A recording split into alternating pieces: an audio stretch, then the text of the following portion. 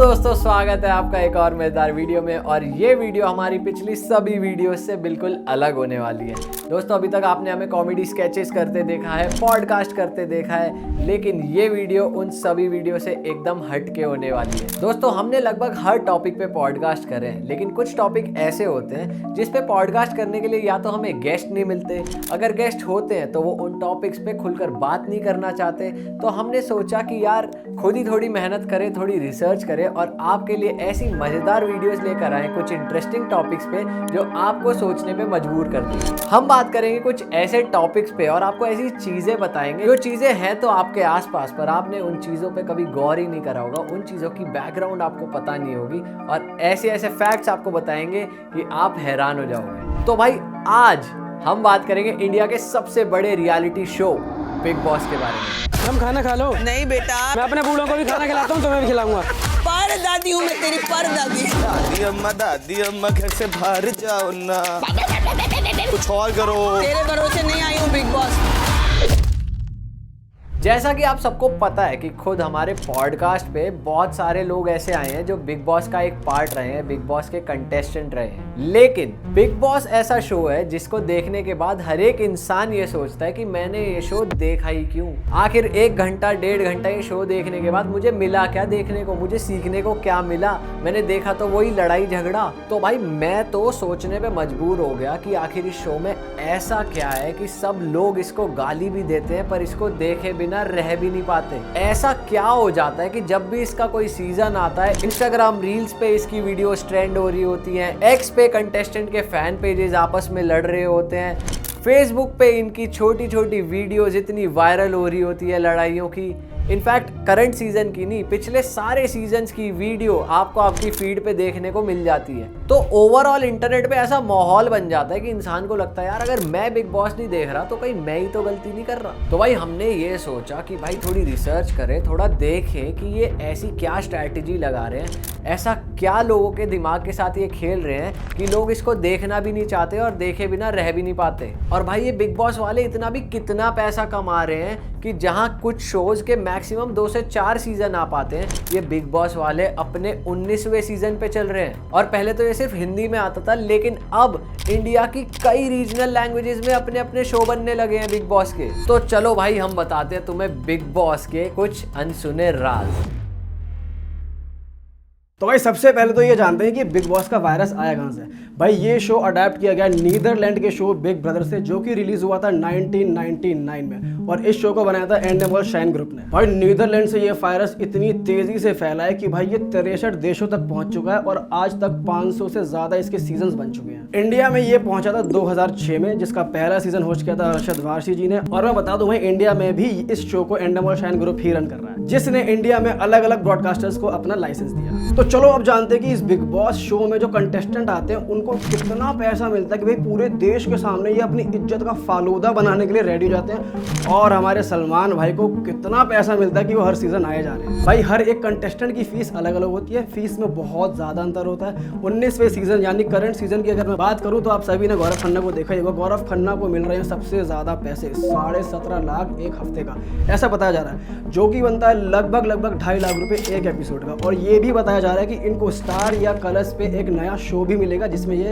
As a lead actor play करने वाले हैं। और भाई, अगर मैं बात करूं अमाल की, तो अमाल को तो आप सभी ने सुना ही होगा। भाई, ये बिग बॉस में कोने में बैठ के या तो गाना गाते हैं या फिर सोते हैं। इनको मिल रहे हैं 1.25 लाख रुपए एक एपिसोड। और भाई, अगर मैं बात करूं तानिया मित्तल जी की, जिनको ओलंपिक से डायरेक्ट इन्वाइट आ चुका है, तो प्लीज आ जाइए हमारे यहाँ से जेवलिन थ्रो कीजिए, क्योंकि इतनी ऊंची ऊंची फेंक रही है। इन्होंने नीरज चोपड़ा जी को फेल कर दिया है। ग्वालियर से जाऊंगी आगरा से कॉफी खरीद के, कॉफी पीऊंगी नहीं, तो कॉफी एकदम ठंडी होनी चाहिए, एक आइस बॉक्स साथ में चलेगा, कॉफी उसमें रखी जाएगी, फिर पीछे गार्डन है वहाँ जाके सिर्फ तभी पीती हूँ। तो अगर मुझे महीने में 3 कोल्ड कॉफी पीनी है तो ये पूरा ठटराक चाहिए मुझे।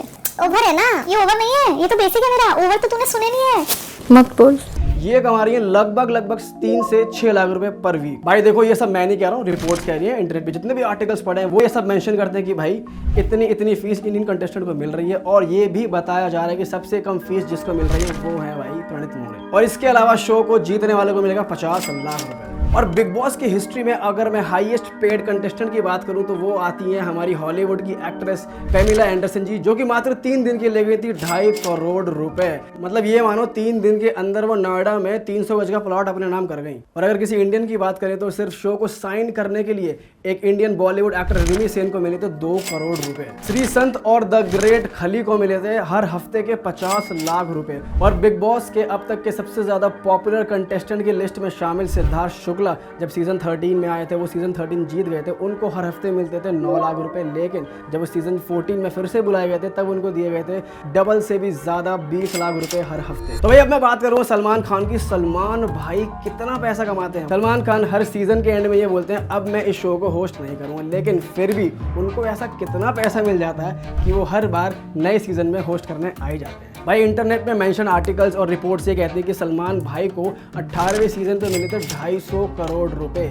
इसमें उनकी हर एपिसोड की फीस और कॉन्ट्रैक्ट फीस भी शामिल थी 250 करोड़ में। शाहरुख खान और प्रभास जैसे सुपरस्टार्स जितना अमाउंट एक मूवी के लिए लेते हैं, ये अमाउंट उससे भी ज्यादा है। भाई इतने में तो पूरा बिग बॉस का मकान ही खरीदा जा सकता है पूरी पार्किंग स्पेस के साथ। अब सवाल आता है कि इतने करोड़ों खर्च करने के बाद बिग बॉस के मेकर्स कैसे पैसे कमाते हैं। जो ऑफिशियल नंबर्स है उनका खुलासा कभी नहीं करा जाता, लेकिन मीडिया रिपोर्ट्स के हिसाब से बिग बॉस सैकड़ों करोड़ों रुपए कमाता है। 2024 में सिर्फ स्पॉन्सरशिप से बिग बॉस ने 145 करोड़ के आसपास रुपए कमाए। मेन स्पॉन्सर ने इसके लिए 40 करोड़ रुपए दिए थे, वहीं पावर्ड बाय स्पॉन्सर ने 20 से 25 करोड़ के आसपास दिए। और इस साल के जो मेन स्पॉन्सर है वो है वैसलीन और एप्पी फिज। और वहीं पावर्ड बाय स्पॉन्सर्स हैं डैन्यूब प्रॉपर्टीज और फ्लिपकार्ट। इन दोनों के अलावा एसोसिएट स्पॉन्सर्स भी होते हैं जो तीसरे नंबर पे आते हैं और ये सबसे कम पैसे देते हैं। इसी तरह ब्रांड टाई-अप्स, बिग बॉस के घर के अंदर प्रोडक्ट प्लेसमेंट और इंटरनेशनल ब्रॉडकास्टिंग राइट से भी करोड़ों रुपए कमाए जाते हैं। ब्रांड टाई-अप्स और प्रोडक्ट प्लेसमेंट में शो के बीच में ब्रांड का प्रमोशन करा जाता है। उसके अराउंड या तो कोई टास्क रख दिया जाता है या फिर वो प्रोडक्ट कंटेस्टेंट को यूज करने के लिए दे दिया जाता है। और उसके अलावा ऑनलाइन वोटिंग से भी थोड़ी बहुत कमाई हो जाती है। लेकिन बिग बॉस सबसे ज्यादा कमाता है एड से। करोड़ों लोग बिग बॉस देखते हैं, इसीलिए एड्स के रेट सबसे ज्यादा हाई होते हैं। बिग बॉस 19 में एक 10 सेकंड के एड का जो रेट था वो था 3.5 लाख से लेके 4.5 लाख, जो कि आईपीएल के रेट से भी ज्यादा रेट है। आईपीएल का जो रेट है मोबाइल के लिए वो है 250 रुपीज और टीवी के लिए है 480 रुपीज। और यहाँ बात इंप्रेशंस की हो रही है, व्यूज की नहीं। जितनी बार भी एड यूजर की स्क्रीन पे आएगा उसको इंप्रेशन कहा जाता है, भले ही वो व्यूअर एड देखे या ना दे। तो भाई अंदाजा लगा लो कितने ज्यादा कमाते होंगे। इन सारे एड्स को मिलाकर ये नहीं बताया जाता कि कितनी कमाई हुई है, लेकिन बिग बॉस 17 में 350 करोड़ का एड रेवेन्यू टारगेट रखा गया था, तो कमाई इसके आसपास ही मानी जाती है। तुम्हें पता है बिग बॉस की अगर सारी भाषाओं को मिला दिया जाए तो 40 करोड़ लोग इस शो को देखते हैं, जो कि इंडिया की टीवी ऑडियंस का 45% है। और अकेले बिग बॉस हिंदी के सीजन 18 को 20.5 करोड़ लोगों ने 112 अरब मिनट देखा था। और इस साल सीजन 19 को जियो हॉटस्टार पर सबसे बड़ी ओपनिंग मिली और जिसकी रीच पिछले सीजन से 3 गुना ज्यादा है। भाई सबसे बड़ा सवाल ही यही है कि आखिर क्यों इतने सारे लोग बिग बॉस देखते हैं, क्यों बिग बॉस की हुई हर एक छोटी चीज नेशनल न्यूज बन जाती है, क्यों इतने सारे लोग हर साल नए सीजन का इंतजार करते हैं। ऐसा क्या दिखाया जा रहा है इस शो में कि लोग इसके लिए इतने पागल है। कोई ज्ञान की बात तो दिखाई नहीं जा रही, दिखाया वही जा रहा है जो हमारे आसपास होता है। तो फिर भी इस शो का इतना क्रेज क्यों है? इसका एक ही कारण है कि ऐसी कोई भी एक्टिविटी देखने पे हमारे दिमाग में एक हार्मोन रिलीज होता है जिसका नाम होता है डोपामीन, और वो हमें एक अच्छी फीलिंग देता है। उसके अलावा 2 और कारण है, एवरीडे सैडिज्म और वॉयरिज्म। सैडिज्म का मतलब है दूसरों को दुख दर्द देकर उसमें प्लेजर लेना, और एवरीडे वॉयरिज्म सैडिज्म का भी एक खतरनाक वर्जन है जिसमें दूसरों का अपमान, लड़ाई झगड़ा देखकर लोग मजे लेते हैं। किसी को बुली करना या अपने पड़ोसियों को लड़ते देख मजे लेना एवरीडे सैडिज्म का एक बेस्ट एग्जांपल है। इसके लिए ह्यूमिलिटेनमेंट एक बढ़िया शब्द है जो कि ह्यूमिलिएशन और एंटरटेनमेंट का एक कॉम्बिनेशन होता है। बिग बॉस के मेकर्स लोगों के अंदर मौजूद एवरीडे सैडिज्म का इसी तरीके से फायदा उठाते हैं। जब बॉलीवुड के सेलिब्रिटीज, फेमस लोग आपस में लड़ते हैं तो लोग उन्हें लड़ता देख, रोता देख प्लेजर लेने लगते हैं, उन्हें मजा आने लगता है। जितनी ज्यादा लड़ाई झगड़ा होता है उतना ज्यादा लोगों को प्लेजर मिलता है। और ये आज से नहीं हो रहा, रोमन एम्पायर के टाइम से ग्लैडिएटर्स को लड़वाया जाता था हजारों लोगों के सामने, ताकि लोग उन्हें लड़ता देख मजा ले पाए। बिग बॉस के पॉपुलर होने का एक और रीजन है वॉयरिज्म, यानी दूसरों की पर्सनल लाइफ में झांक कर उसमें प्लेजर लेना। ये तो हर इंसान के अंदर एक ट्रेट है कि वो दूसरे की पर्सनल लाइफ में झांक कर उसकी लाइफ में होने वाली प्रॉब्लम्स में मजे लेता है। कंटेस्टेंट को 24 घंटे मॉनिटर किया जाता है, उनकी पर्सनल बातों को लीक किया जाता है, जिसको देखकर ऑडियंस को बहुत मजा आता है। तो दोस्तों, बिग बॉस इसलिए इतना ज्यादा पॉपुलर है क्योंकि बिग बॉस के मेकर्स बहुत ही स्मार्ट हैं। उन्होंने हर इंसान के अंदर मौजूद कॉमन ट्रेट्स को ट्रिगर करना सीख लिया है। जैसे आपने वीडियोस देखी होंगी कि अगर सड़क पे दो लोग लड़ने लग जाएं तो लोग उन्हें छुड़ाने की बजाय उसमें मजा लेते हैं, उनकी वीडियोस बनाते हैं और अपने अपने पर्सनल पर्पस के लिए उन वीडियोस को वायरल करते हैं। सिमिलरली बिग बॉस के साथ भी यही है, लोगों को लड़वाया जाता है, उन्हें ऐसी सिचुएशंस में डाला जाता है जिससे हमारे अंदर के इमोशंस ट्रिगर हो, हमें मजा आए, हमें प्लेजर मिले और हम वो शो बार बार देखें। भाई अब मैं थोड़ी सी बात करने वाला हूँ कि शो को टीआरपी कैसे मिलती है। भाई बिग बॉस के मेकर्स को मानना पड़ेगा, जानबूझकर ऐसे ऐसे टास्क रखते हैं ताकि कंटेस्टेंट के बीच में आपस में लड़ाई झगड़ा हो जाए, आपस में घुसम घुस्सी हो जाए। और भाई सभी ने देखा है कि हर साल शो में ऐसे ऐसे लोग आते हैं जो अलग अलग बैकग्राउंड से बिलोंग करते हैं, अलग अलग लाइफस्टाइल उनकी रहती है, ताकि ये सभी लोगों को एक सिचुएशन में डाला जाए तो ये कैसे कैसे रिएक्ट करेंगे। और भाई सभी ने देखा है कि कुछ कुछ टास्क तो ऐसे भी रखे जाते हैं कि एक कंटेस्टेंट को दूसरे कंटेस्टेंट के मुंह पे पानी फेंक के मारना। तो ऑब्वियस सी बात है यार, बंदा तो गर्म होगा, लड़ाई तो होगी, विच मीन्स टीआरपी तो बढ़ेगी। इनफैक्ट एक सीजन में तो ये टास्क भी देखा गया था कि जहाँ पर एक कंटेस्टेंट ने दूसरे कंटेस्टेंट के ऊपर मिर्ची डाली थी।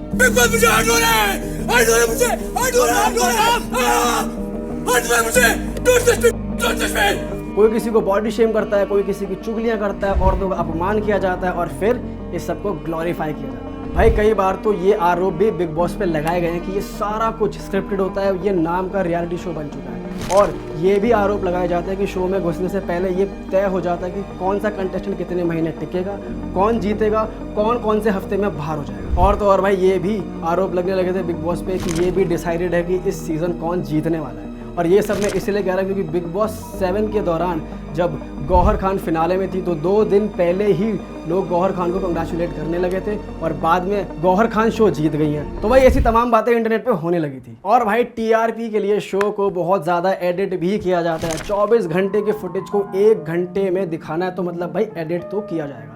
और वो वाले पार्ट ज़्यादा दिखाए जाते हैं जहाँ पर कंटेस्टेंट अपने one of the worst moods में रहें, जहाँ पे उनका व्यवहार सबसे गंदा होता है और जहाँ पे वो लड़ाई झगड़े के मूड में होते हैं। अगर शो प्लेन नॉर्मली चलता रहा तो भाई कौन ही बैठ के देखने वाला है। जब सामने वाला लड़ेगा, तू मैं करेगा, गाली गलौज करेगा तो भाई व्यूअर्स की एक्साइटमेंट बढ़ती है। इसी तरह से शो की टीआरपी बढ़ जाए। और बिग बॉस के मेकर्स भी ऐसे लोगों को कास्ट करते हैं जो बहुत ज़्यादा विवादों में रहे हैं, कॉन्ट्रोवर्सीज में रहे हैं, और ऐसे लोगों को शो में लेकर आते हैं जो घर में घुसने के बाद लड़ाई झगड़ा दबा के कर सकें। भाई बिग बॉस 13 के कंटेस्टेंट खेसारी लाल जी ने स्वयं ये बात कही थी शो से निकलने के बाद कि भाई इस शो में सच्चाई नहीं चलती, इस शो में कौन कितनी अच्छी लड़ाई करता है, कौन कितनी अच्छी गाली देगा, उस बात की वैल्यू है। और भाई टीआरपी के लिए शो के मेकर्स अलग अलग फील्ड, अलग अलग कैटेगरी के कंटेस्टेंट को लेकर आते हैं। जैसे कि हर साल तुम्हें एक ऐसा कंटेस्टेंट जरूर मिलेगा जो कि टीवी में पॉपुलर है, इस सीजन वो है गौरव खन्ना। एक कंटेस्टेंट तो ऐसा जरूर मिलेगा जो जिम मारने से मतलब रखता है, अपनी सिर्फ बॉडी का अंग प्रदर्शन करेगा। और हर साल ऐसे कंटेस्टेंट तो होते ही हैं जिनकी गाँव में बहुत जबरदस्त फैन फॉलोइंग होती है। इस बार पहुंचे हुए हैं हमारे मृदुल भाई। और एक ड्रामा क्वीन तो ऐसी होती ही होती है जो हर छोटी बात पे रोएगी, अपने आंसू निकालेगी। इस सीजन आपको पता है वो कौन है, तानिया मित्तल जी। और 2-3 ग्लैमरस कंटेस्टेंट भी बुलाए जाते हैं ताकि जरूरत पड़ने पर एक लव एंगल फॉर्म हो जाए और लोग उनको जरूर देखें और इस तरीके से शो की टीआरपी बढ़ जाती है। और भाई बॉलीवुड के 1-2 तो ऐसे भी लोग आते हैं जिनके करियर एकदम ठप पड़े। जैसे कि इस सीजन की बात की जाए तो आप सभी को पता है अमाल मलिक बिग बॉस हाउस में है। और भाई ये वाली कैटेगरी तो भाई फिक्स है कि भाई हर साल बिग बॉस में विदेश से एक मॉडल एक्ट्रेस आएगी ही आएगी। जैसे कि आप सभी को पता है सन्नी लियोनी का करियर कहाँ से शुरू हुआ था, और अगर बात की जाए नोरा फतेही की तो उनका करियर भी कहाँ से शुरू हुआ था। और इस सीज़न की बात की जाए तो इस सीज़न में आई थी नतालिया, लेकिन वो तुरंत शो के बाहर हो चुकी है। भाई व्यूअर्स को ये लगता है कि वो कंटेस्टेंट को एकदम फेयरली जज कर रहे हैं। उन्हें ये नहीं पता होता कि जिस कंटेंट को देखकर वो सही या गलत की राय बना रहे हैं वो बहुत ज़्यादा एडिटेड है और कई बार चीज़ों को ऐसे दिखाया जाता है जैसे कि वो नहीं होती। भाई व्यूअर्स को लगता है कि उनको कंटेस्टेंट के बारे में, शो के बारे में, शो में जो भी चल रहा है उसके बारे में उन्हें सब पता है, लेकिन ऐसा नहीं है। उनको सिर्फ वही पता है जो बिग बॉस शो में दिखाया जा रहा है, और जो सब कुछ दिखाया जा रहा है वो हमेशा सच नहीं होता। बिग बॉस की एक्स कंटेस्टेंट आशिका गोराडिया ने ये बताया था कि एक बार उन्होंने एक बीमार कंटेस्टेंट के हाथ में बाम लगा दिया था और वो इस तरीके से पोर्ट्रे किया गया था, टीवी पे इस तरीके से दिखाया गया था जैसे कि वो लेस्बियन है। तो भाई अब आप खुद सोचो, बिग बॉस के क्रिएटर्स टीआरपी के लिए, व्यूअरशिप को बढ़ाने के लिए किसी भी पॉजिटिव को नेगेटिव दिखा सकते हैं, नेगेटिव चीज़ को पॉजिटिव भी दिखा सकते हैं। कुछ लोग कहते हैं कि बिग बॉस एक शो नहीं, ये सोसाइटी का आईना है।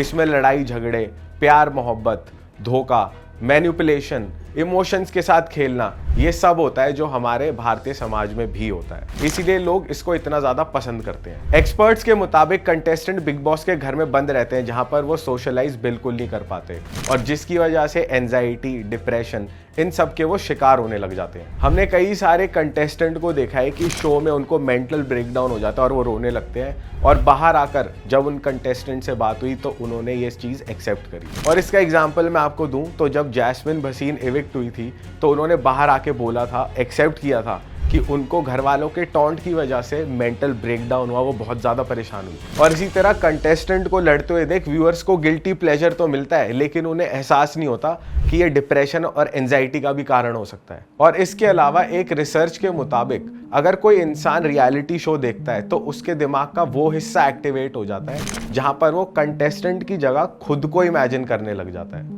और इसी कारण जो व्यूअर है अपने फेवरेट कंटेस्टेंट के हिसाब से रिएक्ट करने लग जाता है। अगर वो दुखी होता है तो वो भी दुखी होने लग जाता है, अगर वो रो रहा है तो उन्हें भी रोना आ जाता है, जिसकी वजह से उनकी मेंटल हेल्थ पर भी असर पड़ता है। तो चलिए भाई इस वीडियो को रैप अप करते हैं। बस रैप अप करते हुए मैं यही बोलूँगा कि भाई बिग बॉस के हर सीज़न में सलमान भाई, बिग बॉस के क्रिएटर्स तो बहुत सारे पैसे बना लेते हैं, लेकिन आप, मैं और हमारे ऐसे लाखों व्यूअर्स अपना समय, अपना दिमाग इस शो को देखने के बाद खराब कर लेते हैं। भाई जब तक हम भारतीयों में एक दूसरे का दर्द देखकर उसके आनंद लेने की आदत नहीं जाएगी, दूसरों की जिंदगी में ताका झांकी करने की आदत नहीं जाएगी, तब तक ये बिग बॉस जैसे शो चलते रहेंगे और अटाटूट सक्सेस पाते रहेंगे और बिग बॉस के विनर्स हिट होते रहेंगे। तो भाई एक तरीके से देखा जाए तो इस शो में कोई दिक्कत नहीं है, दिक्कत है हमारे समाज में। हम लड़ाई झगड़ों में दूसरों के दुख में एंटरटेनमेंट खोजते हैं, खराब व्यवहार को नॉर्मलाइज करते हैं। तो भाई लास्ट में तो मैं यही बोलूँगा, बिग बॉस को देखना ना देखना आपके ऊपर है। आप खुद डिसाइड करो कि आप अपने जीवन का 1 घंटा इस शो को दे रहे हो तो आपके लिए सही है या गलत है। तो चलिए इस वीडियो को ख़त्म करते हैं। अगर आपको हमारे इस एपिसोड में, इस वीडियो में मज़ा आया है तो लाइक कर दो और आपको हमारा ये फॉर्मेट कैसा लगा है कमेंट करके ज़रूर बताओ और हम ऐसी और वीडियोस कौन से टॉपिक्स पे लेकर आए वो भी कमेंट कर दीजिए। Till then bye bye, see you, take care. हमारे पॉडकास्ट भी जाके एंजॉय कर लेना, बहुत सारे पॉडकास्ट आ रहे हैं, उनका लिंक आपको डिस्क्रिप्शन में मिल जाएगा। यहाँ पर गोल बटन भी आ रहा है हमारे सेकंड चैनल का, वो भी सब्सक्राइब कर देना और इस वाले चैनल को भी सब्सक्राइब कर देना। हम मिलेंगे नए वीडियो में। Till then bye bye, see you, take care, bye.